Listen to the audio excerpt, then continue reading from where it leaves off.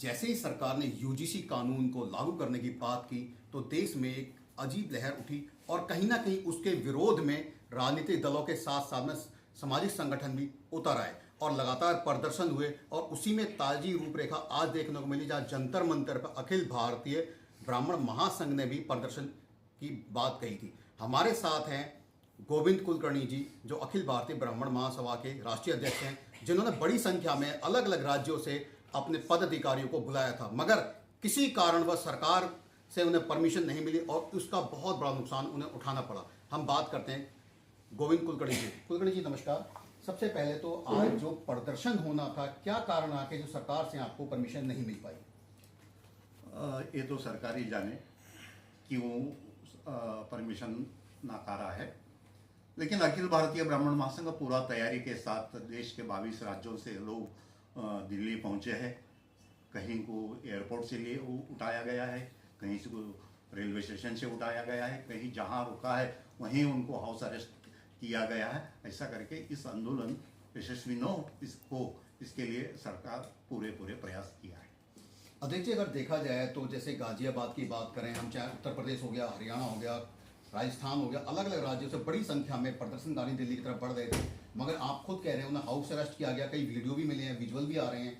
मगर क्या लगता है कि सरकार इस पर सामने ना आकर प्रदर्शन पर जो खेल खेल रही है, रोक लगाने के, बार बार अपना जवाब ना सामने लाकर, तो क्या सरकार इससे बचती नजर आ रही है? सरकार आखिरी वोट पॉलिटिक्स करते हैं। ये ब्राह्मणों के वोट तो हमारे पास है, सवर्णों के वोट हमारे पास है, और वोट मिलाने के लिए पर चक्कर में ये यूजीसी का कानून लेके आया है। ये वोट तो हमारा है और वो भी वोट मिलाने का प्रयास के वजह से ये कर रहा है, ऐसा हमें लगता है। देखा जाए इसी कुछ समय के बाद हम बात करें 2027 में 5 राज्यों में चुनाव है, जिसमें उत्तराखंड भी है, उत्तर प्रदेश भी है, और देखा जाए उत्तर प्रदेश में ही भाजपा की सरकार है, उत्तराखंड में ही भाजपा की सरकार है। अगर किसी तरह का कोई ठोस निर्णय नहीं आता है, क्या लगता है उत्तर प्रदेश और उत्तराखंड में इसका बड़ा खामियाजा भुगतना पड़ेगा? जरूर भुगतना पड़ेगा। जब एकादा समाज का फेवर में अगर कोई राजकीय पक्ष काम करते हैं, तो आपने देखा होगा बहन मायावती जी ने जब ब्राह्मणों को प्रेफर किया, उस वक्त उनका वो सत्ते में आ गए। ऐसे ही अगर कोई ब्राह्मणों को नेग्लेक्ट करता है, सवर्णों को नेग्लेक्ट करता है, तो उसका खामियाजा तो भुगतना पड़ेगा, कोई भी पार्टी को भुगतना पड़ेगा। अध्यक्ष जैसे अभी आपने कहा कि मायावती ने भी इस तरह के कानून बनाए थे तो उसे भुगतना पड़ा। मायावती का एक नारा था, तिलक तराजू और तलवार, इनको जूते मारो चार, और उसके बाद ही उनकी सत्ता का पलायन हो गया था। क्या लगता है कि जो केंद्र सरकार है, भारत सरकार जो केंद्र सरकार है, भाजपा की सरकार है, क्या उसी नक्शे कदम पे चल रही है? हाँ, अभी तो ऐसा लग रहा है उसी कदम पे चल रहा है। बहुत बड़ा सपना देख के सारा 100% जो 100% भाजपा का जो धोरणा लेके चल रहा है, उस वजह से शायद अपना भी लोगों को गंवाने का एक प्रयास भारतीय जनता पार्टी कर रहा है, ऐसा मुझे लगता है। प्रधानमंत्री जी कहते हैं सबका साथ, सबका विकास और सबका प्रयास। मुझे एक खबर मिली थी कि आप कुछ अन्य संगठनों के साथ भी प्रधानमंत्री से यूजीसी बिल को लेकर मिलना चाहते हैं, उस पर कुछ चर्चा करना चाहते हैं, तो क्या इस तरह की जो बातें चल रही हैं उसमें कहाँ तक सच्चाई है? ऐसा कोई विषय हमारे तक तो आए नहीं है। हम अगर सरकार चाहते हैं तो हम डिस्कशन के लिए हमेशा तैयार है। आज एक बात अच्छी हुई है, देश भर के अनेक ब्राह्मण संगठन एक साथ आने का एक प्रयास आज का इसमें होते ही दिख रहा है। मैं एक बात पूछूंगा, उत्तर प्रदेश में देखा जाए तो कुछ बड़े अधिकारी, जिसके जिलाधिकारी हैं वो ब्राह्मण हैं, उन्होंने इस पर जब वो प्रदर्शनकारी आ रहे थे तो रोका तो सही, मगर कहीं ना कहीं उनकी आंखों में व्यवस्था भी नजर आई थी, तो इसे कैसे देखा जाएगा? नहीं, ये तो नेचुरली होता ही है। जो भी राजकीय पक्ष में भारतीय जनता पार्टी में काम करने वाले अनेक सवर्ण या ब्राह्मण बहुत नाराज चल रहा है, लेकिन राजकीय पक्ष के साथ में रहने की वजह से वो बोल नहीं पा रहा है। ऐसा हर व्यवस्था में ऐसा नाराजी बढ़ रहा है। मैं एक बात पूछूंगा, आप मुझे बताएं, चलो पक्ष तो यूजीसी बिल लेके आ रहा है, विपक्ष की बात करें, विपक्ष में कांग्रेस भी है, समाजवादी पार्टी भी है, और से बहुत से राजनीतिक दल हैं, उन्होंने क्यों चुप्पी साध रखी और क्यों उसको राजनीतिक मुद्दे बना के चल रहे हैं? चुप्पी नहीं है। उत्तर प्रदेश में हम देखते हैं तो मायावती खुलकर बोल रहा है ब्राह्मणों के फेवर में, ये गलत निर्णय हो रहा है। मगर निर्णय तो वही लेती थी, आज वो ब्राह्मण के फेवर बोल रही है, कभी ब्राह्मण के खिलाफ भी हुआ करती थी। हाँ, ये तो राजकारण में होते रहता है, समय समय के अनुसार बदलते रहता है उनका निर्णय। जब बेनिफिट्स दिखता है तो साथ में खड़ा रहता है, जब लॉस होता है तो वो विरोध में रहता है।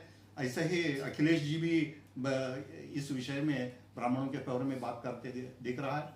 तो क्या लगता है उत्तर प्रदेश की जनता, उत्तराखंड की जनता इस चुनाव में अखिलेश यादव और मायावती पर कहीं विश्वास जता पाएगी? नहीं, अभी तो ऐसा नहीं बताया जा सकता है और काफ़ी देर है इलेक्शन के लिए। तब तक अगर ये जो सरकार है योगी जी का, ये जो नाराजगी योगी जी पे कम नाराजगी है, भाजपा के ऊपर बहुत ज़्यादा नाराजगी ऐसा दिख रहा है। आने वाले दिन में इनका एक्शंस क्या है इस पर निर्णय निर्भर करता है। आपने जैसे कहा कि जो नाराजगी है भाजपा से, योगी जी से नहीं है, क्या लगता है तीसरी बार योगी सरकार कन्फर्म है? नहीं, ये योगी जी अगर भाजपा से लड़ेगा तो कैसा नाराजगी तो उनको भी भुगतना आपने पड़ेगा। कहा था ना नाराजगी भाजपा से, योगी सरकार से नहीं। हाँ, नहीं, योगी से नहीं है। योगी और कोई पर्याय हमें देगा तो शायद योगी के साथ में खड़ा रहे। मेरा एक आखिरी सवाल है, भारत में देखा जाए तो ब्राह्मणों की जो जनसंख्या 10% से थोड़ी ज्यादा है, क्या लगता है इस चुनाव में कोई बड़ा प्रभाव पड़ेगा?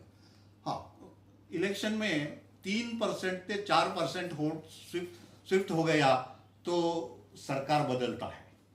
हमारा तो 11 से 12% है, कुछ भी हो सकता है। देखा जाए शुरू से राजनीतिक दलों ने भारत की जनता को जातिवाद में बांटने की कोशिश की, चाहे कोई भी बिल लगा के। क्या लगता है ये कहाँ तक जनता के और भारत के पक्ष में है? जनता के पक्ष में तो नहीं है। जनता तो इस देश का सभी एक साथ इकट्ठा भाईचारा में रहना चाहते हैं, लेकिन उनको लड़वाने का काम ये राजकीय पक्ष करते हैं। हमें समझना है, हमें इस देश में एक साथ रहना है, सब लोगों का भला के लिए। अखिल भारतीय ब्राह्मण महासंघ तो देश का आखिरी वर्ग का हित के लिए भी काम करते हैं। अंतर्राष्ट्रीय स्तर पर जो आज भारत की छवि है, देखा जाए हम मिडिल ईस्ट की बात करें, आज वहाँ युद्ध के हालात हैं और हर देश में गृह युद्ध और आपसी में झगड़े हो रहे हैं, मगर भारत एक ऐसा देश है जो वह मध्यस्थता कर रहा है और आज भी अपना परचम लहरा रहा है। तो उसे कैसे देखा जाएगा? ये तो अच्छी बात है देश के लिए। अंतर्राष्ट्रीय बाजार में हमारे देश के प्रधानमंत्री जी अच्छे काम कर रहे हैं। जो अच्छा काम कर रहे हैं उसके लिए हम उनके समर्थन करेंगे। जो गलत नीतियां हैं उसका तो हम जरूर विरोध करेंगे। ये थे हमारे साथ गोविंद कुलकर्णी जी, अखिल भारतीय ब्राह्मण महासंघ के राष्ट्रीय अध्यक्ष, जिन्होंने बहुत ही निष्पक्षता से बताया कि हमारी नाराजगी यूजीसी बिल को लेकर है, सरकार से नहीं। अगर सरकार कहीं कोई अच्छा कार्य कर रही है तो हम उनके साथ खड़े हैं, उनके साथ चल रहे हैं। क्यों ना हो, जब बच्चा रोता है माँ जब ही दूध पिलाती है। शायद आज इनकी बात प्रधानमंत्री जी सुने तो कहीं ना कहीं उसका ठोस निर्णय भी निकलेगा। तो हम इंतजार करते हैं उस निर्णय का और उस फैसले का। कैमरा पर्सन हर्ष के साथ विनोद रस्तोगी, रफ्तार मीडिया, दिल्ली।